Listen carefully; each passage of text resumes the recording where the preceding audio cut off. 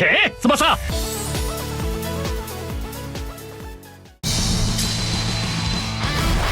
俺は決める。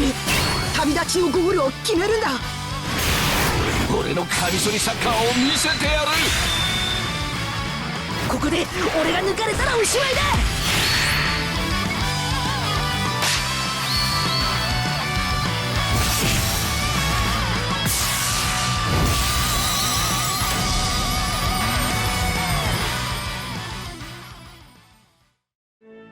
Hello and welcome to T.Ken Tsubasa! Here's Wise, back at it again with another analysis featuring Tsubasa Ozora, Makoto Soda, and Hanji Urabe. T.Ken! Tsubasa Ozora, card captain, is an agility type attacking midfielder whose role is to just keep on nuking the goalkeeper until he's out.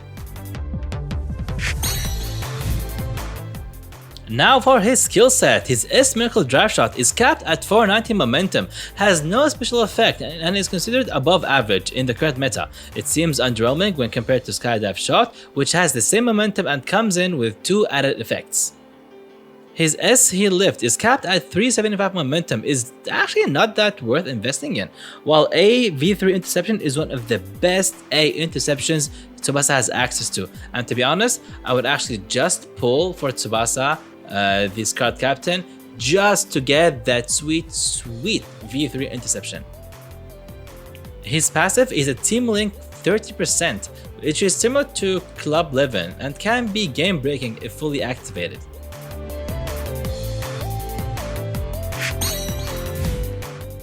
Now for his stats actually pretty amazing, leaning more towards dribble and shot, with the rest well distributed.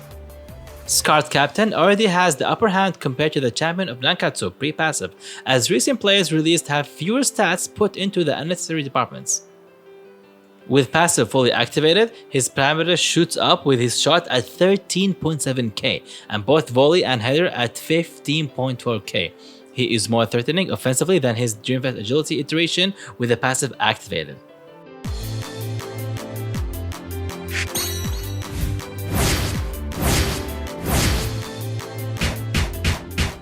For his skill build, we recommend replacing the S-Heel Lift with either A Santana Turn or South American Dribble, Wing Dribble if you have access to Football Legend, which is a very limited version.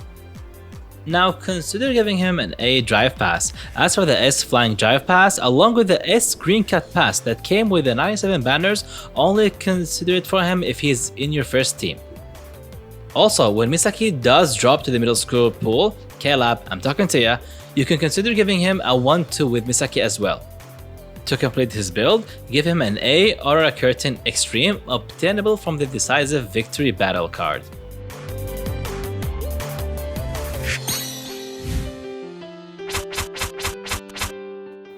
For his limit break, we recommend a 25 shot power, 22 dribble and pass, 3 technique and 3 speed.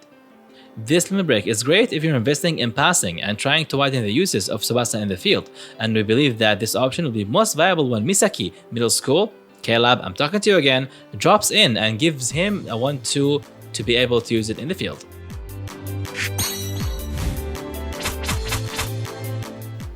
As for the second limit break, it's a pure run and gun, 25 shot power, 25 speed and dribble. This build is intended to use Tsubasa as a scorer, forfeiting some defensive capabilities, while emphasizing on shooting and mobility to help him get near the goal. Final thoughts: Tsubasa Ozora's card captain has the potential to excel and become one of the best versions of Tsubasa when played in middle school. He has an extensive amount of skill support, making it rather easy to build him for different purposes. Tsubasa is very decent even without his passive, comparable with the champion of Nankatsu or better. With his passive activated, he stands shoulder to shoulder with the Dreamfest Agility Tsubasa. However, to fully utilize him, you need him in a full middle school team. Also, don't forget about the Misaki part. Klab, I'm talking to you again. By the way, we do know that Misaki was in France during middle school, but we do hope that a middle school card wearing normal clothes will pop up anytime. Makoto Soda, Backland Ripper, is a toughness type defender who can excel in moving and grabbing the ball flawlessly when being on the sideline.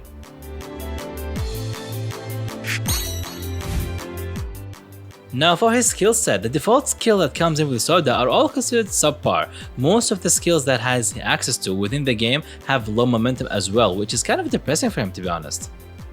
Side Master passive is rather useful as it is straightforward and easy to activate as long as you play Sora as a side defender. With the 25% bonus, he might be able to offer more.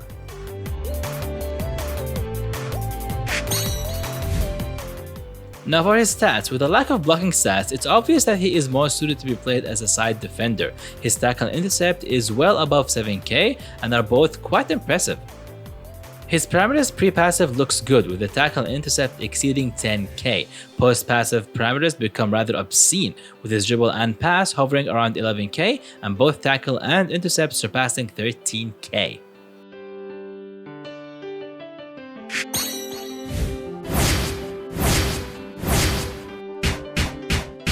Now for his skill build, consider giving him an A razor pass from the pitch cutting razor or B vision from sharp footwork. Also, consider giving him an S razor pass from the recent 97 Soda if you have access to it, or an extra dupe card. Also, an additional S razor tackle from Razor Fighter to fill up his skill slot. A speed dribble from A strut down specialist, as the S version is not really worth investing black balls into.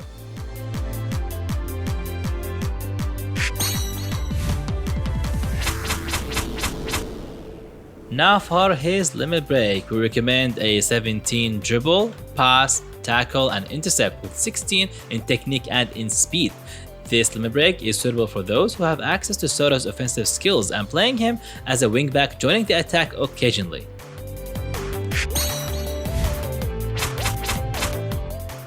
For his second limit break, we recommend a 25 tackle, intercept, speed and technique.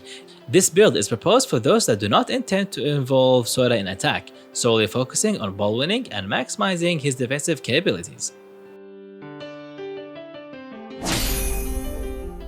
Final thoughts, Makoto Soda Backline Ripper is certainly worthy of a first team spot for those that are looking for a versatile side defender that is capable of winning the ball and occasionally contribute to the attack.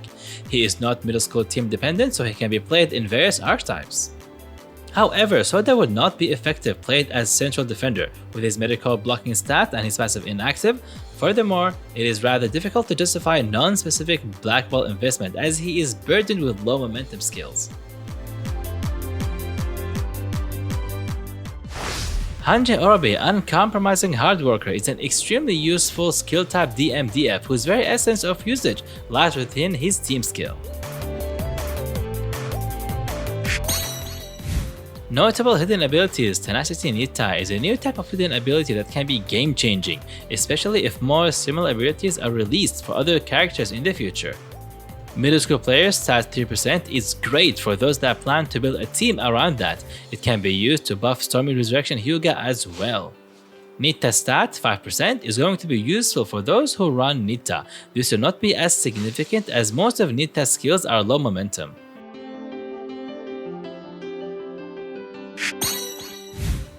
Now for his skill set, Urabe is giving Super Solidarity Skill Japan, which may be crucial for those who are either looking to complete the full 45% or opening up the possibility of playing World Cup 2018 Aoi.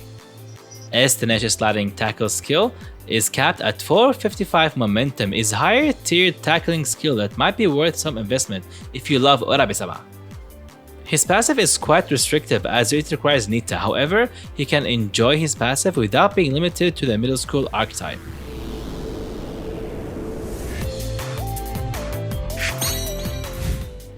Now for his stats, at first glance, Urabe's stats seems decent without his passive activated, along with his tackle being more prominent at 7.5k. His post-passive parameters look satisfactory with his pass and intercept at around 10k, and tackle is above 12k, but nothing really special compared to the other two featured in this banner.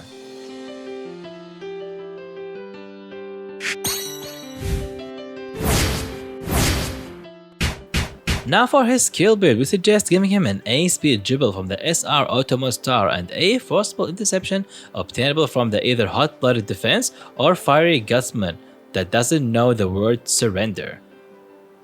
That's really about it for Urabe-sama.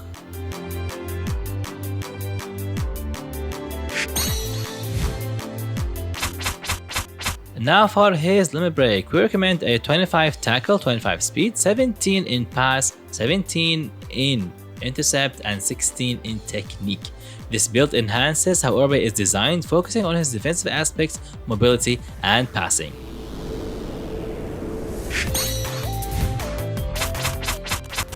Now for his second limit break, we recommend a 17 in dribble, pass, tackle, intercept, and 16 in technique and speed. This utility build spreads some points into dribble, improving his chances of his dribble success rate.